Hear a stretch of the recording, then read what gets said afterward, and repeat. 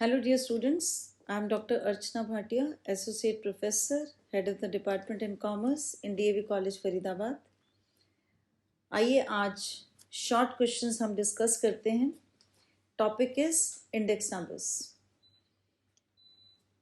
First question is define index numbers and explain it's characteristics.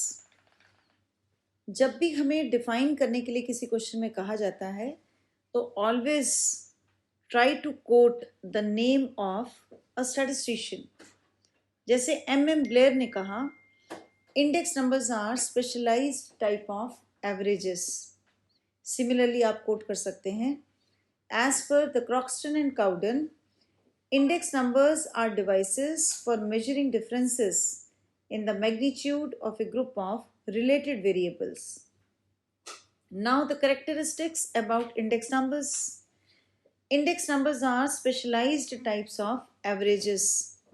They are always expressed in terms of percentage. Index number comparative study को facilitate करता है over a period of time.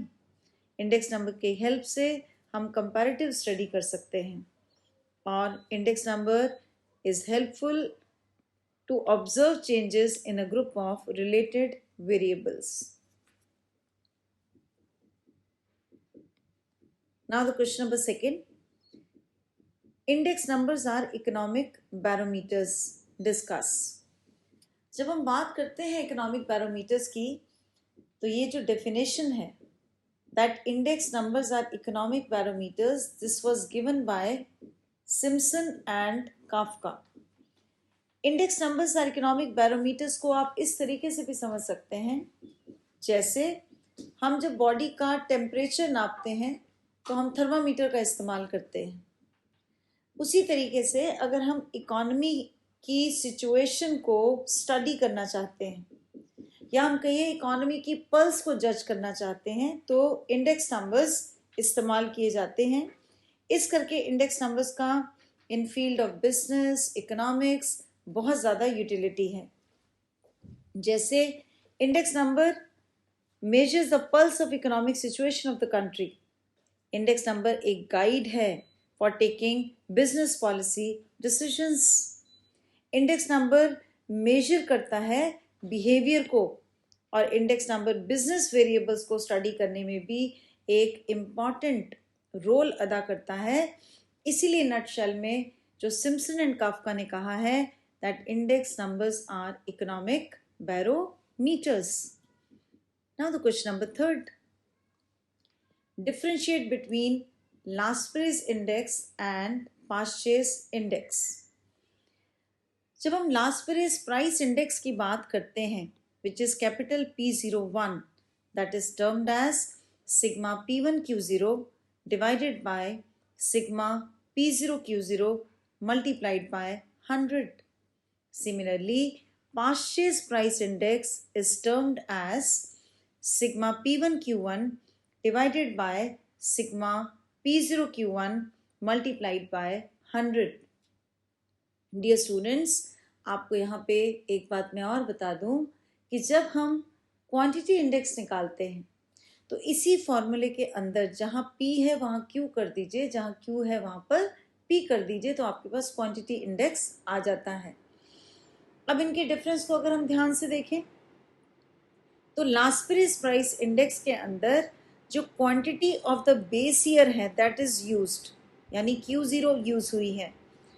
And when we talk about purchase index number then quantity of the current year is used as a base that is Q1. तो ये दोनों के अंदर फॉर्मूले से हम डिफरेंस निकाल पा रहे हैं कि यहाँ पे बेस ईयर की क्वांटिटी को यूज किया गया है as a base whereas current year की क्वांटिटी को यूज किया गया है as a base in case of purchase index number. जो लास्ट प्राइस इंडेक्स है वो अपवर्ड बायस है यानी वो चीज़ों को ओवर एस्टिमेट करता है और जो purchase इंडेक्स नंबर है वो डाउनवर्ड बायस है यानी अंडर एस्टिमेट करता है चीज़ों को. And when we talk about the popularity the usage part of the differentiation between last price and purchase index number, last price index is more popular as compared to purchase price index because there is a little bit of difficulty in the usage of price index. Now the question number 4. This is very important question which can be asked in short question, that is 2 marks. This question can also be asked in a long question. आपको सबसे पहले तो पता होना चाहिए, क्योंकि आपसे question पूछा गया है, what are the test of adequacy of index numbers. एक होता है यूनिट टेस्ट, फिर आता है commodity reversal order test, then time reversal test, then factor reversal test and circular test. In the 2 marks question, you need to write the test of adequacy of index numbers. ये जितने test हैं इसमें मैं यहाँ पे आपको unit test और commodity order reversal test के बारे में बताऊंगी. बाकी जो टेस्ट मेंशन्ड हैं वो अगले क्वेश्चंस के अंदर मैं आपको कवर करूंगी. जब हम यूनिट टेस्ट की बात करते हैं तो इसका मतलब होता है कि जो फॉर्मूलाज हैं for the use of index number, they are not affected by the unit of price and quantity of various commodities quoted. आप प्राइस और क्वांटिटी लेते हैं इन टर्म्स ऑफ यूनिट्स, तो कोई भी इंडेक्स नंबर इससे फ्री होता है, यानी किसी भी प्रकार का कोई प्रभाव यूजेज ऑफ इंडेक्स नंबर पे नहीं पड़ता है, चाहे प्राइस और क्वांटिटी आपके ने किसी भी यूनिट के अंदर वेरियस कमोडिटीज़ की कोट की हुई हो. Now comes the commodity order reversal test. This test requires that index number formulas should be independent of the order of commodity.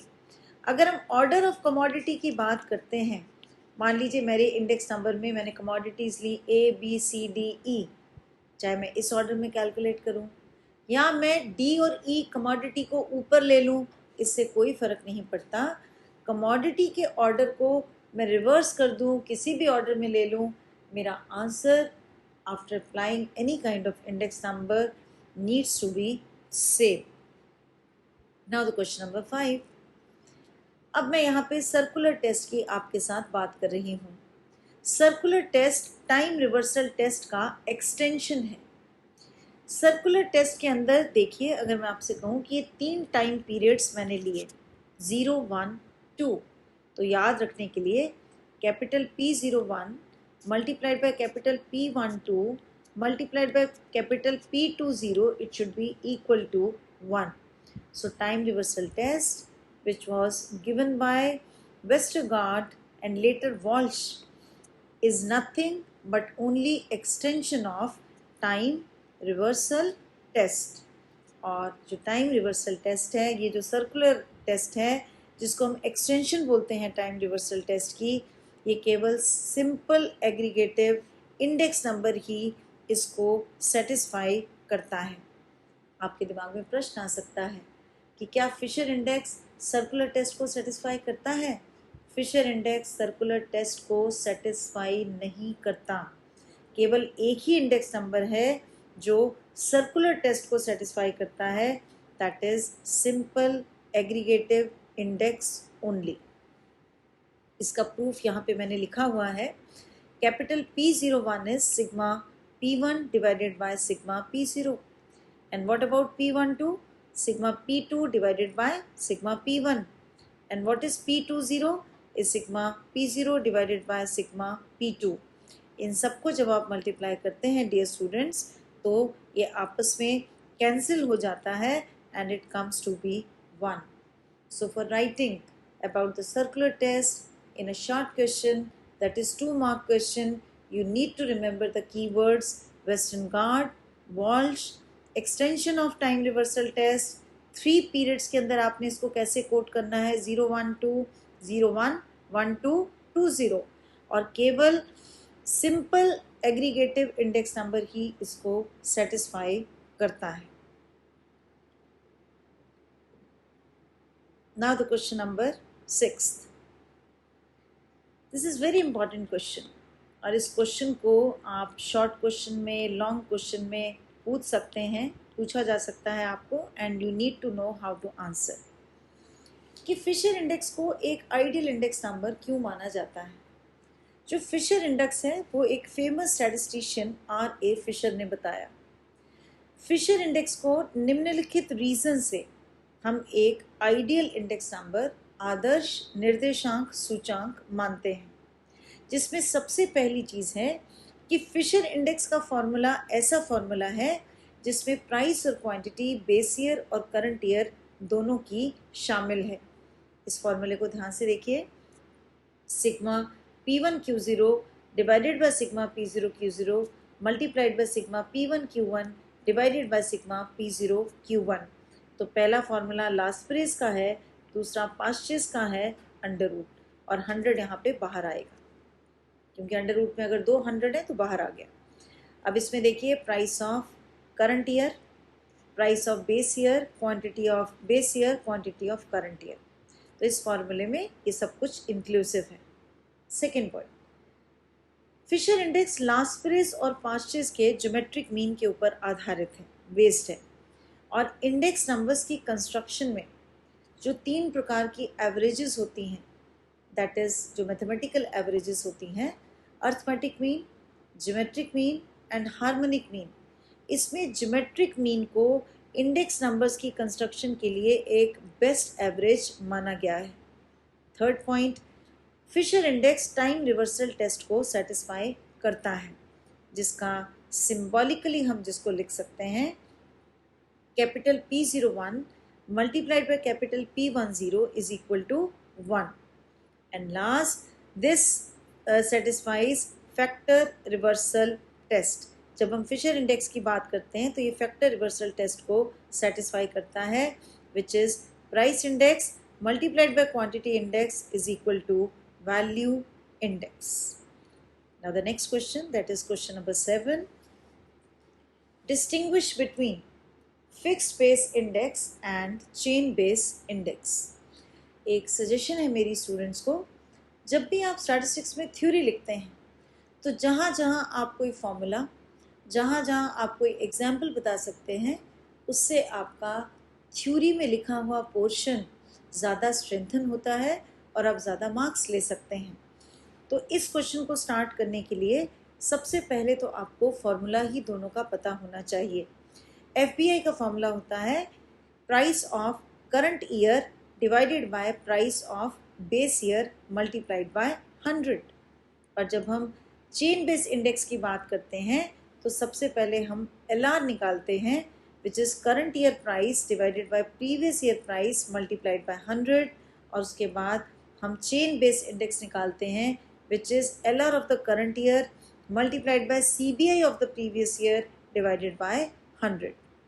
इस लॉजिक से FBI के अंदर प्राइस रिलेटिव कैलकुलेट होते हैं, जबकि CBI के अंदर लिंक रिलेटिव कैलकुलेट होते हैं। FBI में बेस ईयर फिक्स्ड होती है और CBI में base year two year change होती रहती है। FBI का फॉर्मूला समझना, अप्लाई करना CBI के मुकाबले ज़्यादा आसान है, यानी FBI is easily understandable and easily applied. Fix base index किसी भी डेटा की लॉन्ग टर्म टेंडेंसी की ओर इशारा करता है and it is affected by the seasonal variations, whereas the short term tendency of data is depicted through CBI, that is chain base index। अगर FBI को calculate करते हुए बीच में किसी साल की कोई वैल्यू मिसिंग है तो इससे FBI निकालने में कोई दिक्कत नहीं आती, लेकिन जब हम चेन बेस इंडेक्स निकालते हैं और बीच में हमारे पास कोई आइटम मान लीजिए डिलीटेड है, नहीं हमें पता चल रहा, तो हम चेन बेस इंडेक्स निकालने में हमें बहुत ज़्यादा डिफ़िकल्टी का सामना करना पड़ सकता है। Now comes the question number 8. Question number 8 is, what is deflating index number? जब हम deflating index number की बात करते हैं तो deflating word deflation से derive हुआ है, और यहाँ पे जब इसकी हम प्रोसेस की बात करते हैं डिफ्लेटिंग कॉन्स्टिट्यूएंट्स की, तो यहाँ पे हमें 3 कॉन्सेप्ट्स पता होने चाहिए। सबसे पहला है परचेजिंग पावर ऑफ मनी, जिसकी चर्चा अभी हम आगे करेंगे. देन कम्स रियल वेज या real income, and then comes real wage index number और real wage index number. Now write the formula for consumer price index. अब आपसे शॉर्ट क्वेश्चन में पूछा कि कंज्यूमर प्राइस इंडेक्स आप किसे कहते हैं. तो कंज्यूमर प्राइस इंडेक्स जो होती है वो दो तरीके से निकल सकता है. एक होता है एग्रीगेटिव एक्सपेंडिचर मेथड. अगर आप इस फॉर्मूले को देखेंगे तो आपको याद रहेगा कि ये लास्ट प्रेस का प्राइस इंडेक्स है, which is sigma P1Q0 divided by sigma P0Q0 multiplied by 100. And the second is family budget method. Family budget method में capital P is P1 over P0 multiplied by 100, and this formula W is equal to P0 Q0. कोई भी numerical निकालते समय अगर आपसे method के बारे में एग्जामिनर कुछ भी नहीं बताता तो आप दोनों मेथड्स को अप्लाई करके न्यूमेरिकल को सॉल्व कर सकते हैं, लेकिन दोनों फॉर्मूले से आंसर आपका सेम आएगा. तो नेक्स्ट क्वेश्चन के ऊपर चलते हैं आप. Now the question number 10th. What is purchasing power of money? This is very important question. आपने सुना भी होगा, हमारे कई बारी ग्रैंड पेरेंट्स, हमारे पेरेंट्स कहते हैं कि जो पहले हम 500 रुपये लेकर मार्केट जाते थे और थैला भरकर सामान ले आते थे, अब हम 500 रुपये लेके जाते हैं और बहुत कम सामान उसमें ले पाते हैं. यानी वो परचेजिंग पावर की बात करते हैं, वो पैसे की क्रय शक्ति की बात करते हैं. And this is very very important concept related with the index numbers. A rise in price level means अगर प्राइस लेवल बढ़ गया है तो आपकी परचेजिंग पावर डिक्रीज हो गई. अगर हम इसके फॉर्मूले की बात करें कि परचेजिंग पावर ऑफ मनी को आप किस तरीके से डिपिक्ट करेंगे, तो परचेजिंग पावर ऑफ मनी होता है 100 डिवाइडेड बाय प्राइस इंडेक्स. यानी purchasing power of money is reciprocal of price index. आइए एक छोटे से एग्जाम्पल से इसको समझते हैं. मान लीजिए डेटास बताते हैं कि प्राइस में इंक्रीज इजाफा 25% का है. इसका मतलब प्राइस इंडेक्स 125 है. इसका मतलब परचेजिंग पावर ऑफ मनी इस फॉर्मूले में अगर मैं पुट करूं तो 100 डिवाइडेड बाय प्राइस इंडेक्स जो यहाँ पे 125 है, यानी 80 पैसा. पहली चीज़ है कॉन्सेप्ट को समझना. दूसरी चीज़ है उसको फॉर्मूले में पुट करके आंसर निकालना. और तीसरी चीज़ है उस पर्टिकुलर आंसर को इंटरप्रेट करना. इसका इंटरप्रिटेशन ये है कि the value of 1 rupee in the current year is equal to 80 पैसा of the base year. यानी जिस 80 पैसे की कीमत जो बेस ईयर में थी आज वो 1 रुपये के बराबर है. ये इससे तात्पर्य निकलता है. और परचेजिंग पावर ऑफ मनी हमें इकोनॉमी में इन्फ्लेशन को समझने में मदद करती है. हमें ये समझने में मदद करती है कि हमारी परचेजिंग पावर ऑफ मनी किस प्रकार से प्रभावित हुई है. और कहीं ना कहीं इंडेक्स नंबर्स के यही कॉन्सेप्ट गवर्नमेंट की पॉलिसीज़ को बनाने में regarding fixation of salaries, wages बहुत मददगार साबित होते हैं. और जब गवर्नमेंट धीरे धीरे किश्तों को रिलीज़ करती है जिसको हम DNS अलाउंस बोलते हैं, तो उसका भी कहीं ना कहीं जो फैक्टर रिस्पॉन्सिबल है, जो इम्पॉर्टेंट है, वो है purchasing power of money which pertains to the concept of index numbers. Now the last question, discuss the limitation of index numbers. जब हम limitations of index numbers की बात करते हैं तो यहाँ पे मैंने कुछ limitations लिखी हैं. सबसे पहली limitation है कोई भी सिंगल फार्मूला नहीं है जो फ्री फ्रॉम बायसनेस और एरर हो. हमने टेस्ट की बात की थी, चलिए यहाँ पे फिशर इंडेक्स की बात करते हैं. Fisher index time reversal test और फैक्टर रिवर्सल टेस्ट को तो सेटिस्फाई करता है, लेकिन Fisher index number circular test को सेटिस्फाई नहीं करता. तो एक भी इंडेक्स नंबर ऐसा नहीं है जो फ्री फ्रॉम बायसनेस हो और एरर से फ्री हो. जो हम वेट्स असाइन करते हैं उसका कोई भी साइंटिफिक बेस नहीं है. इंडेक्स नंबर्स की कंस्ट्रक्शन में बहुत सारी डिफ़िकल्टीज आती हैं. इस क्वेश्चन को मैंने डिटेल में तफसील में ऑलरेडी एक मॉड्यूल में डिस्कस किया है, जिसकी चर्चा मैंने डिस्क्रिप्शन बॉक्स में लिख दी है, वहाँ से आप इसको पढ़ सकते हैं। जैसे डिफ़िकल्टी आती है कंस्ट्रक्शन नंबर को बनाने में, कंस्ट्रक्शन ऑफ इंडेक्स नंबर्स में, जैसे selection of the base year, selection of the prices, selection of the averages to be use, selection of weights to be assigned, selection of the formula, and selection of applying some appropriate formula to be aligned with the objective of the study. तो ये बहुत सारी difficulties आती हैं index numbers की रचना में। और last जो मैंने यहाँ पे लिमिटेशन लिखी है, कठिनाई लिखी है, वो इस बात की ओर इशारा करती है कि ऐसा एक भी फॉर्मूला नहीं है जो रिप्रेजेंटेटिव हो, जो ऐसा सिंगल फार्मूला हो जो मल्टीपर्पज़ के लिए आप इस्तेमाल कर सकें। तो ये कुछ क्वेश्चंस थे, आई होप आपको समझ में आए होंगे। Keep learning and always remember कि any practical paper is nothing but only the understanding of the concept and doing lot of practice. Thank you so much.